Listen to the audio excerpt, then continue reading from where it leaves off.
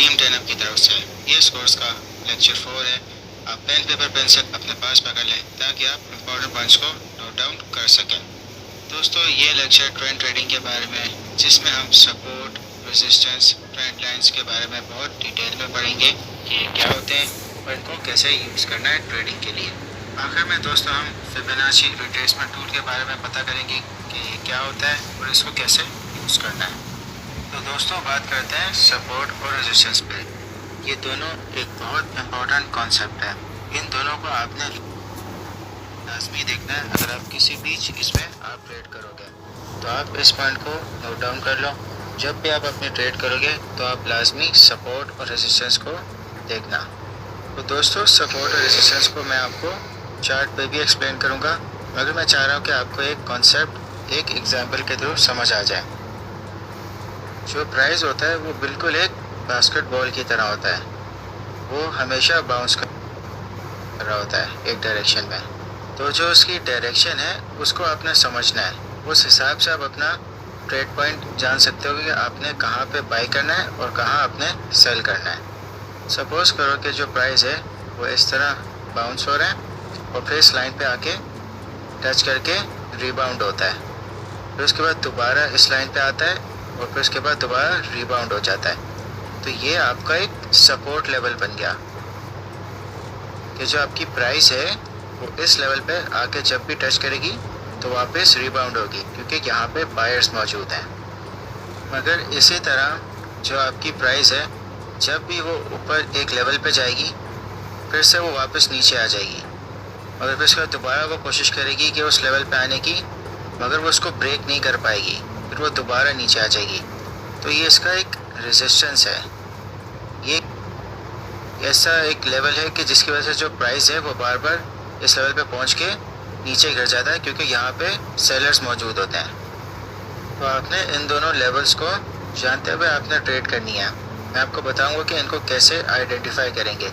ये सिर्फ एक एग्जांपल है ताकि आप थोड़ा सा इनके बारे में समझ जाओ कि ये लेवल्स होते क्या हैं। मगर दोस्तों, मार्केट है, मार्केट में ये जो लेवल्स हैं सपोर्ट और रेजिस्टेंस, ये हमेशा बनते रहते हैं। अब अगर आप देखें कि सपोज़ कि जो प्राइस है वो यहाँ सपोर्ट से बाउंस हुई और रेजिस्टेंस पे आई, फिर दोबारा सपोर्ट पे बाउंस हुई, फिर रेजिस्टेंस पे आई, मगर यहाँ पे एक रिवर्सल पॉइंट बन गया कि यहाँ पे ज़्यादा बायर्स आ गए, जिसकी वजह से प्राइस ऊपर शूट कर गई। तो जो ये रेजिस्टेंस लेवल था ये आपका सपोर्ट बन जाएगा एक तरह से। मगर जिस तरह जो आपका रेजिस्टेंस लेवल सपोर्ट बनता है, उसी तरह सपोर्ट लेवल भी आपका एक रेजिस्टेंस बन जाता है। तो सपोज़ कि प्राइस आपके रेजिस्टेंस पे आई और सपोर्ट पे आई, मगर यहाँ से ब्रेकआउट हो जाता है और यहाँ पे ज़्यादा सेलर्स आते हैं, जिसकी वजह से प्राइस नीचे चली जाती है। तो एक तरह से ये आपका रेजिस्टेंस लेवल वापस से बन जाएगा। तो इसको ब्रेक करने के लिए काफ़ी ज़्यादा बायर्स होने चाहिए ताकि प्राइस वापस से ऊपर है और ये इसकी एक सपोर्ट लेवल बन जाए। अब दोस्तों आते हैं चार्ट्स पे और देखते हैं कि रियल मार्केट में सपोर्ट और रेजिस्टेंस लेवल्स कैसे बनते हैं। तो दोस्तों, मैं आपके सामने एक रैंडम सा प्राइस एक्शन बना रहा हूँ। इसमें हम आइडेंटिफाई करेंगे कि सपोर्ट और रेजिस्टेंस कौन से लेवल्स हैं।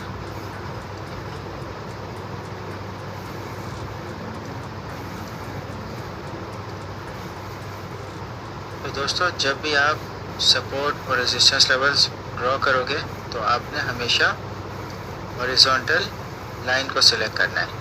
ये आपको इस पैनल में मिल जाएगी हॉरिजॉन्टल लाइन, क्योंकि ये आपको हॉरिजॉन्टल लाइंस एग्जैक्टली बना देगी जो आपको सही से सपोर्ट और रेजिस्टेंस लेवल्स का बताएगी। अब जो मैंने प्राइस एक्शन बनाया है, बिल्कुल एक रैंडम से मैंने प्राइस एक्शन बनाया है, तो इसमें सपोर्ट कैसे आइडेंटिफाई करनी है।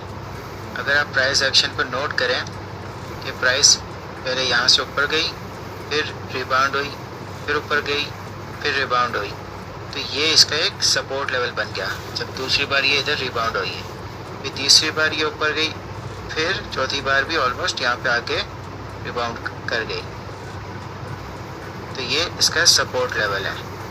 इसका रेजिस्टेंस लेवल आपने प्राइस एक्शन के हिसाब से बनाना है। तो जो रेजिस्टेंस लेवल है वो इसका यहाँ पे, अगर आप नोट करो कि प्राइस यहाँ से ऊपर गई और फिर डिक्लाइन हो गई, फिर वापस ऊपर गई और यहाँ पे इसने थोड़ा सा ब्रेकआउट किया मगर ये कामयाब नहीं हुई, फिर डिक्लाइन होगी, फिर दोबारा इसने ब्रेकआउट करने की कोशिश की, फिर ये इसको मैसिव रिजेक्शन मिली और ये वापस से सपोर्ट पे आ गई। तो ये इसका एक रेजिस्टेंस लेवल है। अब ये एग्जैक्ट पॉइंट्स नहीं होते मगर ये ऑलमोस्ट एक एस्टिमेशन होती है। तभी जब आप सपोर्ट और रेजिस्टेंस लेवल्स बना रहे हैं तो आप प्राइस एक्शन को समझते हुए बनाएं, तो इससे जो आपकी ट्रेड होगी वो ज़्यादा अच्छी होगी। यहाँ पे आप बाय ऑर्डर लगा सकते हैं और यहाँ पे आप अपना सेल ऑर्डर लगा सकते हैं कि चाहे यहाँ पे ब्रेकआउट हो या ना हो, आपका जो प्रॉफिट है वो सिक्योर हो जाए। सपोर्ट रेजिस्टेंस में बस आपने एक चीज़ याद रखनी है कि जब भी 2 पॉइंट्स या उससे ज़्यादा मैच हो जाए तो वो आपका सपोर्ट या रेजिस्टेंस बन जाएगा। आपने इस पैटर्न को चार्ट्स में मॉनिटर करना है। दोस्तों, अगर डे चार्ट में बिटकॉइन का सपोर्ट लेवल देखा जाए तो आप देख सकते हो कि जो बिटकॉइन का प्राइस एक्शन है कि वो इस पॉइंट से यहाँ पे आया, फिर रिजेक्ट हुआ, फिर यहाँ से बाउंस बैक हुआ और फिर दोबारा रिजेक्ट हुआ और फिर यहाँ पे बाउंस बैक हुआ। तो अगर मुझे कंफर्मेशन इसके 2 पॉइंट्स की हो गई है, एक यहाँ पे और एक यहाँ पे, तो ये इसका एक सपोर्ट लेवल है। और अगर इसका रेजिस्टेंस लेवल देखा जाए तो वो यहाँ बनता है कि अगर आप देखो कि प्राइस यहाँ गई, फिर रिजेक्ट हुई, फिर दोबारा प्राइस ने ब्रेकआउट करने की कोशिश की और सपोर्ट बनाने की कोशिश की मगर यहाँ पे नाकाम हो गई दूसरी बार भी, तो ये इसका एक रेजिस्टेंस लेवल बन गया। और तीसरी बार भी यही हुआ, फिर चौथी बार भी यही हुआ, फिर इसके बाद 5वीं और छठी बार, दोनों इसमें सपोर्ट एक लेवल बनना इसके लिए मुश्किल था, तो ये एक इसका रेजिस्टेंस लेवल है। और अगर हम और डिटेल में देखें तो जहाँ इसका ये सपोर्ट लेवल टूटा तो आप देख सकते हो कि कितनी इसको एक हैवी रिजेक्शन मिली है, कि यहाँ पे कितनी ज़्यादा एक सेलिंग हुई है। तो अगर मुझे अपना इन सपोर्ट और रेजिस्टेंस लाइंस को कंफर्म करना है तो मैं डे चार्ट पे था, तो मैं इसको 4 आवर चार्ट पे कंफर्म करूँगा, यानी इससे लोअर टाइम फ्रेम में। इतने ज़्यादा भी लो ना रखें कि 30 मिनट्स या बना रहे। अगर आप डे चार्ट पे करें तो जो सूटेबल है कि आप उसको 4 आवर चार्ट पे करें। तो आप देख सकते हो कि प्राइस एक्शन के जो सपोर्ट आपका लाइन है वो किस तरह 4 आवर चार्ट पे भी बिल्कुल मैच कर रही है और इनकी रेजिस्टेंस भी। और जहाँ मैंने आपको दिखाया था कि जहाँ पे रिजेक्शन हुई है उसको आप देख सकते हो 4 आवर चार्ट पे भी। तो ये आपकी कंफर्मेशन है कि अगर आपने डे चार्ट पे सपोर्ट और रेजिस्टेंस लाइन सही बनाई है तो आपको 4 आवर चार्ट पे भी सही नज़र आएंगी। तो जब भी आप सपोर्ट और रेजिस्टेंस लाइन बनाएंगे तो इनका कलर डिफरेंट रखना। आप रेजिस्टेंस लाइन का आप रेड रख सकते हो और सपोर्ट का आप ग्रीन रख सकते हो, जैसा कि आपको ईजी हो इन दोनों को डिफ्रेंशिएट करने के लिए। तो दोस्तों, अब बात करते हैं ट्रेंड लाइन्स की। ट्रेंड लाइन्स 2 टाइप की होती हैं, बुलिश ट्रेंड लाइन और बेरिश ट्रेंड लाइन। अब ट्रेंड लाइन बनाने का जो तरीका है, सबसे पहले हम बुलिश ट्रेंड लाइन बनाते हैं। बुलिश ट्रेंड लाइन आपकी कैंडलस्टिक्स की लोअर विक के हिसाब से बनती है। तो आप जो प्राइस एक्शन है उसको आप बिल्कुल इस तरह बनाएं कि जो नेक्स्ट कैंडल्स हैं उनका जो लोअर विक है वो उस पर टच कर रही है और वहाँ पे उनको एक सपोर्ट मिल रही है। इस तरह आपकी एक ट्रेंड लाइन बन गई, बुलिश ट्रेंड लाइन। आप देख सकते हो कि यहाँ से ट्रेंड लाइन बनी है, यहाँ पे इसको सपोर्ट मिली, फिर से इसको यहाँ दूसरी बार सपोर्ट मिली और तीसरी बार यहाँ पे इसको रिजेक्शन मिल गई। यहाँ से इसका जब ये ट्रेंड लाइन ब्रेक गई तो यहाँ से इसका डाउन ट्रेंड शुरू हो गया। अब बेरिश ट्रेंड लाइन जो बनानी है वो इस तरह बनती है कि जहाँ पे आपका डाउन ट्रेंड शुरू हुआ है उसका जो अपर विक है आपने उनकी नेक्स्ट कैंडल्स को टच करते हुए आपने बनाना है। तो अगर आप देखें ये इसका एक डाउन ट्रेंड बन रहा है। जब ये वाला प्राइस एक्शन इस ट्रेंड लाइन को ब्रेक करेगा तो वो एक अप ट्रेंड में आ जाएगा।